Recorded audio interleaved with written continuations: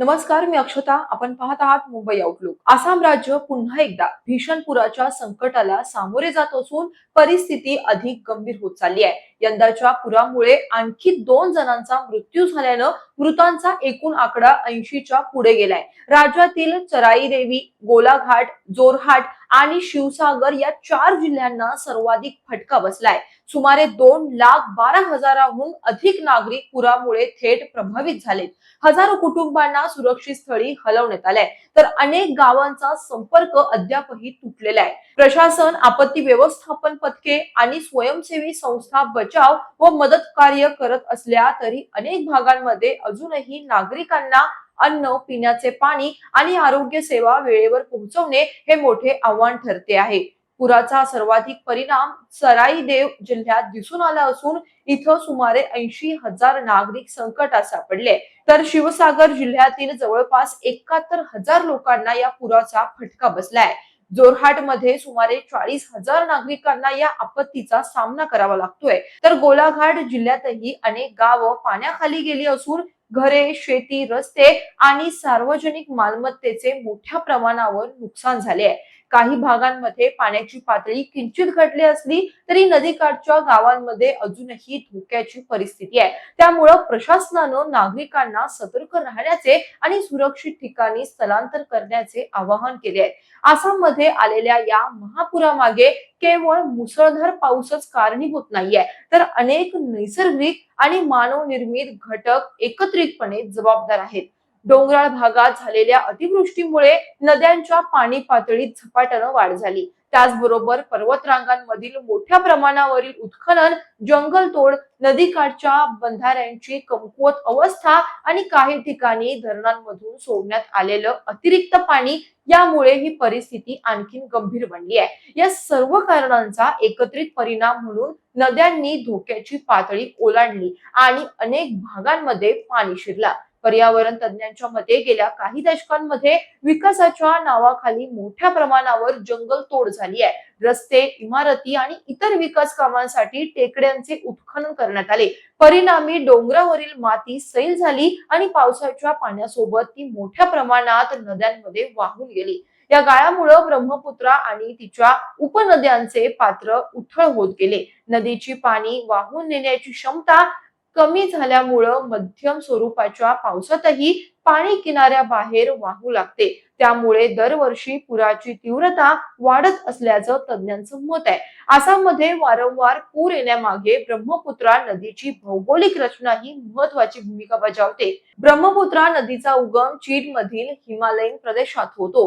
तिथून ही नदी अरुणाचल प्रदेशातील उंच डोंगराळ भागातून वेगानं वाहत आसामच्या सपाट मैदानात प्रवेश करते.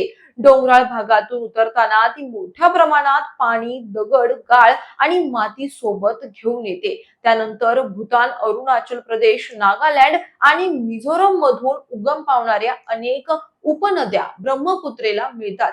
त्यामुळे नदीतील पाण्याचे प्रमाण प्रचंड वाढते आणि आसाममध्ये महापुराची स्थिती निर्माण होते.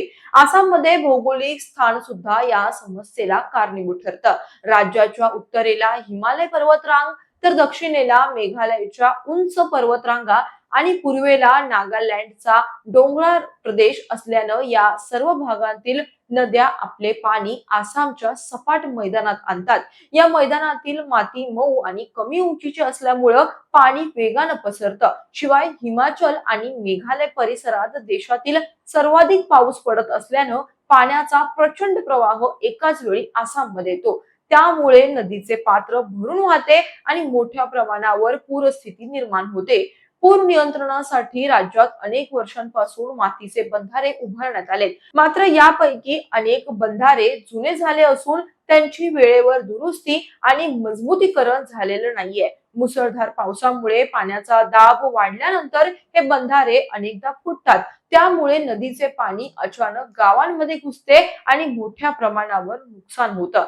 अनेक वेळा बचावासाठी पुरेसा वेळही मिळत नाही. त्यामुळे बंधाऱ्यांच्या देखभालीकडे सातत्यानं दुर्लक्ष होत असल्याचा मुद्दा पुन्हा एकदा समोर आलाय. तर जलविद्युत प्रकल्प आणि धरणांचाही या पूरस्थितीवर काही प्रमाणात परिणाम होतो. सततच्या पावसामुळे धरणांमध्ये पाण्याची पातळी धोकादायकरित्या वाढल्यास सुरक्षेच्या दृष्टीनं मोठ्या प्रमाणात पाणी सोडावं लागतं.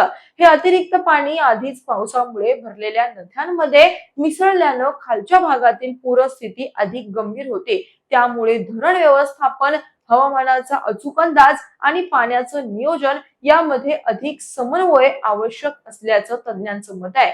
या भीषण आपत्तीमुळे हजारो हेक्टर शेतीचं नुकसान झालं असून अनेक शेतकऱ्यांचे उभे पीक वाहून गेले आहे. जनावरे मृत्युमुखी पडली आहेत, तर अनेक कुटुंब आता बेघर झाली आहेत. शाळा, आरोग्य केंद्र, पूल आणि रस्त्यांचेही मोठ्या प्रमाणावर नुकसान झाले आहे. पूर ओसरल्यानंतर साथीच्या आजारांचा धोका वाढण्याची शक्यता असल्यानं आरोग्य विभागानं विशेष दक्षता घेतली आहे. पूरग्रस्त भागांमध्ये स्वच्छ पिण्याचं पाणी, औषधे आणि अन्नधान्य पुरवण्याचं सध्या काम सुरू आहे. पर्यावरण तज्ज्ञांच्या मते केवळ मदत कार्य करून ही समस्या कायमस्वरूपी सुटणार नाही, तर डोंगराळ भागातील बेकायदेशीर उत्खननावर कठोर नियंत्रण, मोठ्या प्रमाणावर वृक्षारोपण, नदीपात्रातील गाळ काढण्याचं नियोजन, मजबूत आणि आधुनिक बंधाऱ्यांची उभारणी तसेच पूरपूर्व इशारा प्रणाली अधिक सक्षम करणं ही काळाची गरज आहे. हवामान बदलामुळे अतिवृष्टीच्या घटनांमध्ये वाढ होत असल्यानं भविष्यात अशा आपत्तींची तीव्रता आणखी वाढू शकते. त्यामुळं दीर्घकालीन नियोजन, पर्यावरण संरक्षण आणि वैज्ञानिक पद्धतीनं नदी व्यवस्थापन केल्याशिवाय आसामला दरवर्षीच्या या पुराच्या संकटातून कायमस्वरूपी दिलासा मिळणं कठीण असल्याचं सांगण्यात आलंय.